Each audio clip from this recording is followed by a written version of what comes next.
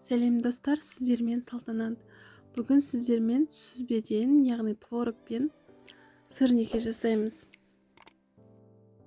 Сырниктар өте жақсы болып шығады және құрамында өте қарапайым, рецепт өте оңай, көптеген ингредиентті қажет етпейді, көп уақытыңызды да алмайды. Сондықтан видеоны толық қарап, рецепті түртіп алыңыздар.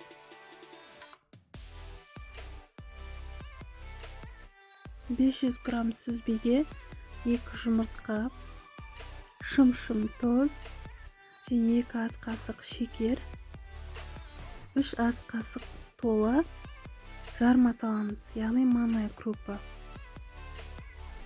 Блендерларыңыз болса, біркелкі етіп блендермен араластырып алған тіпті жақсы.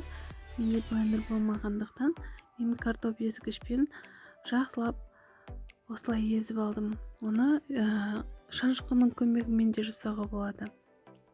Және 1 ас қасық қопсытқыш саламыз. Әлі піспеген шикі сырниктарды мұздатқышқа салып, қатырып қойып, сосын қуырып ала берсеңіздер де тура осылай болып шығатын болады. Осылай форма беріп, бокалдың көмегімен ол оңайырақ болады. Осылай жасап көріңіздер.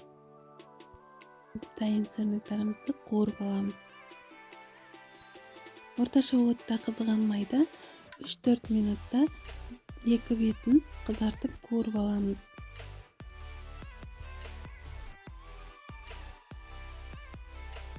Сырниктарды кез келген нәрсемен, шоколадпен, вареньемен, фантазияңыз қалай жұмыс жасайды, соған қарай ұсынсаңыздар тіпті дәмді болады. Рецепт ұнаса лайк басып пікір қалдырыңыздар. Тіркелмеген болсаңыздар, тіркеліп кетіңіздер. Бұйырса көптеген рецепттер болады. Амандықта жүздескенше қош сау болыңыздар.